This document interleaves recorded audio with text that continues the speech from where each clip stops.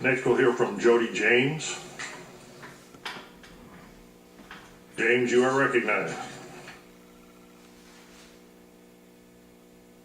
Thank you, Mr. Vice Chair. I'm with the Florida Cannabis Action Network, and we represent people around the state who recognize the value of this plant. We judge bills by 5 primary points. Will it improve the quality of lives for patients? Will it open doors to therapeutic research? Will it increase public safety? Will it save our taxpayers money? And will it turn this underground economy that currently exists and bring it into the sunshine? We're very excited for 843 because 843 is going to improve the quality of lives for patients. 843 is going to open doors for therapeutic research in Florida, and for us, that's a win. And because you're taking the time to ask such good questions and do the job that you're doing, we believe that it will also improve public safety. I commend you on hearing this bill. I think that's a phenomenal thing. You've touched on some questions that we can certainly provide some answers for. One of the things that I would like to get on the record is that there is an organization in the United States who is giving continuing medical education credits to physicians and nurses who are currently practicing cannabis medicine. And I would certainly encourage any of the physicians who are considering this to make sure that they get out and get those continuing medical education credits.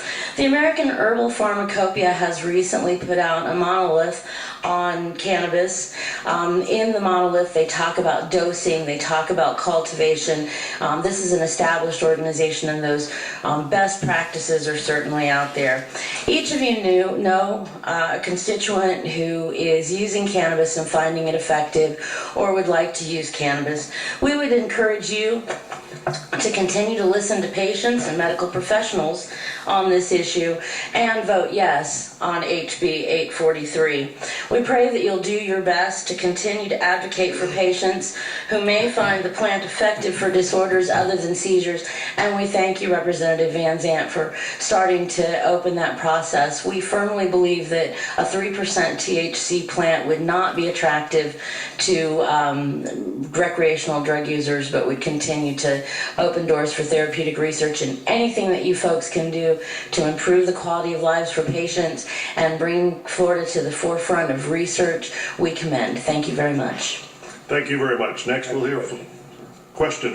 Ma'am, would you hold on just a moment? Ma'am, Representative Van Zandt for a question. Thank you, Mr. Chair. You mentioned 3% would not be having street value. Can you tell us the highest percentage of THC that would not have street value, would not have no euphoric effect? You recognize. Well, I'm not a medical professional, and I want to be very clear for that. The information that I get is certainly just looking at what other folks have been doing.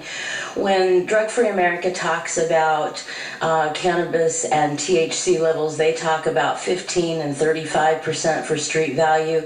In Uruguay, where they recently legalized marijuana for recreational value, they are regulating it between 5% and 12%. That's what the nation of Uruguay has said would be a recreational market. We know, and as you pointed out, that ratio between THC and CBD is where all of the magic happens.